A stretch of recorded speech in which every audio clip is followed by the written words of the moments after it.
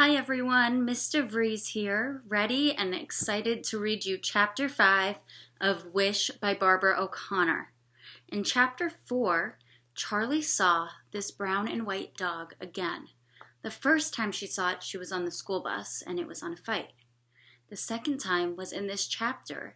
It came onto Gus and Bertha's yard, and Gus told her that it was a stray dog and it was too skittish to catch. But Charlie made a promise to herself that she would be able to catch it. Let's keep reading and find out what happens next. Chapter 5. I thought I was glad when the weekend came because I didn't have to go to school. But then Bertha told me we were going to church on Sunday.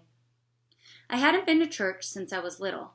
Scrappy never wanted any part of it, calling those people do-gooders and Bible thumpers. But Mama took me and Jackie for a while. I didn't remember much about it except Jackie whining and complaining on the way there until Mama slapped her legs and told her to hush up. But then Mama got too nervous to drive and wouldn't take off her bathrobe or even comb her hair. So we stopped going. When I walked into Bertha's kitchen on Sunday morning, she looked me up and down and said, "Oh dear." She wiped her hands on her apron. "Do you have a dress?" I looked down at my jeans that were too short and my t-shirt that used to be Jackie's and shook my head. Bertha flapped her hand at me. "Well, that's okay. We'll go shopping this week." Then Gus came in the kitchen and I didn't hardly even recognize him. He had on a coat and a tie. Instead of his usual muddy boots, he wore lace-up black shoes, buffed and shiny. He could have passed for one of those fancy rich bankers over in Raleigh, except for the garden dirt under his fingernails and his hair squashed flat from his baseball cap. He sat at the kitchen table and Bertha kissed his cheek. "Well, look at you," she said, making him blush and swat her hand off his shoulder. He kept pulling at his collar and wiping sweat off the back of his neck. After breakfast, we headed down the mountain to Rocky Creek Baptist Church. When I got inside, I knew right away why Bertha had said, "Oh dear," when she saw me that morning. The other girls in church all wore dresses. I couldn't look anybody in the eye, knowing my face was beet red and my jeans were all wrong. I sat on the hard wooden pew, sandwiched between Gus and Bertha. While the organist played church music, more and more people filed in, smiling and nodding at one another. Then Bertha poked me and whispered, "There's the Odoms." I glanced up to see Howard Odom and his family carrying their Bibles and making their way to the pew across the aisle. 5 boys with slicked down hair, poking each other and clomping too loud in their Sunday shoes. Their mama chatted with folks, asking about their sick grandmas and making on over their babies, while their red-headed daddy mopped his face with a handkerchief. After a prayer and a hymn, the kids had to go to their Sunday school classes. Imagine my surprise when I got to my class and there was Audrey Mitchell. She looked at me all wide-eyed, like I was a Martian right off a spaceship.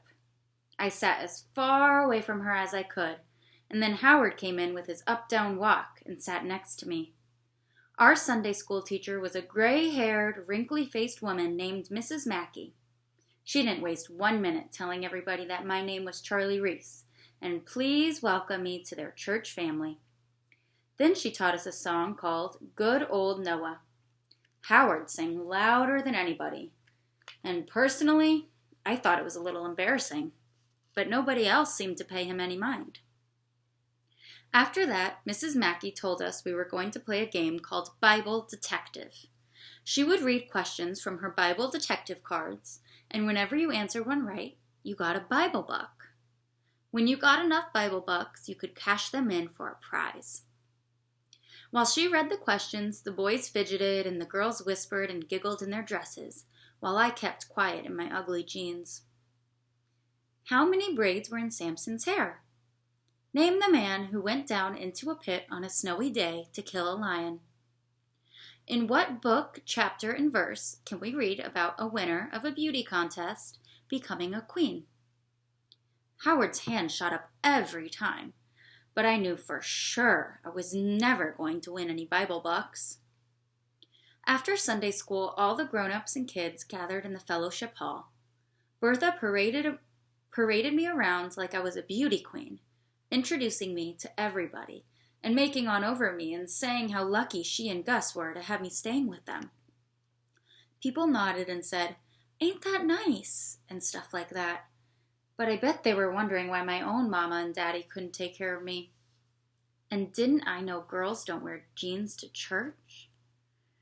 When Bertha introduced me to Howard's mama, she hugged me and said Howard had told her about me. Then she craned her neck, looking around the room.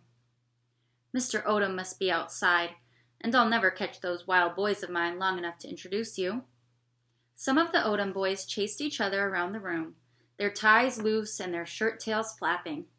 They grabbed brownies off of paper plates while Howard showed everybody his Bible box.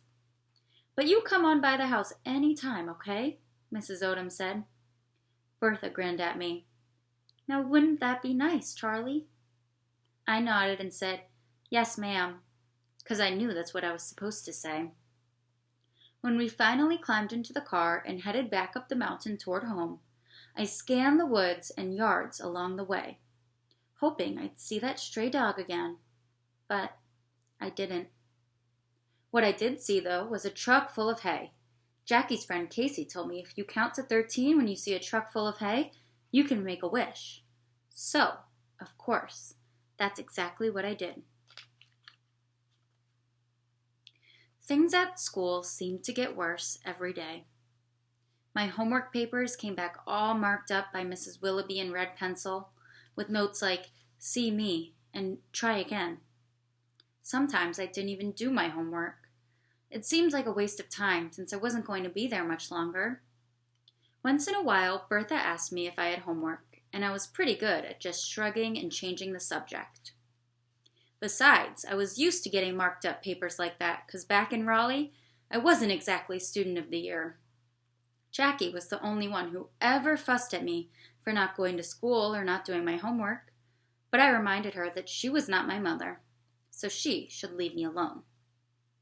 When my teacher called the house to tell Mama how bad I'd done on my math test, or ask why I hadn't turned in my book report, Mama would holler and carry on for about 5 minutes, and then she'd throw up her skinny arms and heave a big sigh before she said, "What's the use?" Then she'd shuffle out of the room in her bedroom slippers, muttering about how she didn't deserve that aggravation. At least in Raleigh, I had friends at school, but here, when I sat at a table in the cafeteria, girls made faces like they smelled something bad and slid their trays away from me. Most days, I pretended like I had a stomach ache and spent the afternoon in the nurse's office drawing more stars and hearts on my arm with a marker. At recess, Howard followed me around, reminding me he was my backpack buddy and asking questions a mile a minute. "Did you ever visit your daddy in jail? Why ain't your sister here too? You want some of my Bible bucks?" Sometimes I answered him, and sometimes I didn't. The thing about Howard was, everything just rolled right off him. It seemed like nothing bothered him one little bit. It was clear that nobody at school wanted much to do with him, but he didn't seem to mind. His brother Dwight was always surrounded by cussing, punching, ball-tossing, fist-bumping boys, but Howard never joined them.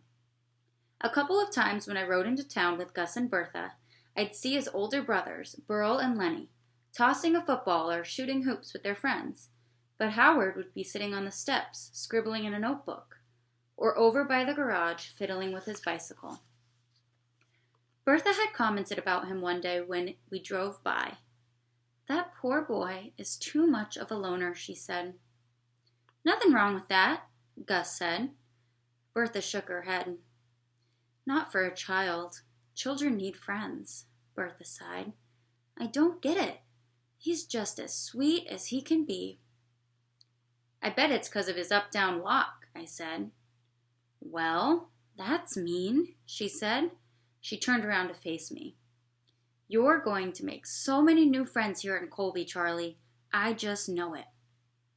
I stared out the window and pretended like I wasn't even listening to her go on about all the things I could do. like Girl Scouts and 4-H. She told me about her friend Janelle, who lived in Fairview and had a daughter my age. We could visit them some Saturday if I wanted to, or maybe we could go to the mall down in Asheville. On and on she went, talking as if my life in Colby was going to be like living in Disney World. "You're going to talk that girl's head plumb off, Bertie," Gus said. Bertha laughed and slapped him playfully on the arm. "Where do you think that dog is?" I asked Gus. "Could be anywhere," he said. "That mutt gets around." I'd been looking everywhere for that stray dog. I'd seen him twice since that day he'd come to Gus and Bertha's, but both times he darted off into the woods when he saw me. "He sure loves my meatloaf, I can tell you that," Bertha said.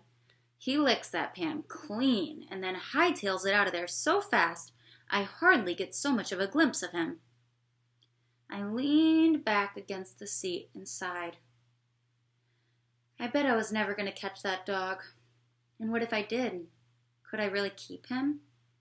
Mama would probably have a hissy fit, but I bet Scrappy would call from jail and tell her to stop her yammering and let me have a dog if I wanted one.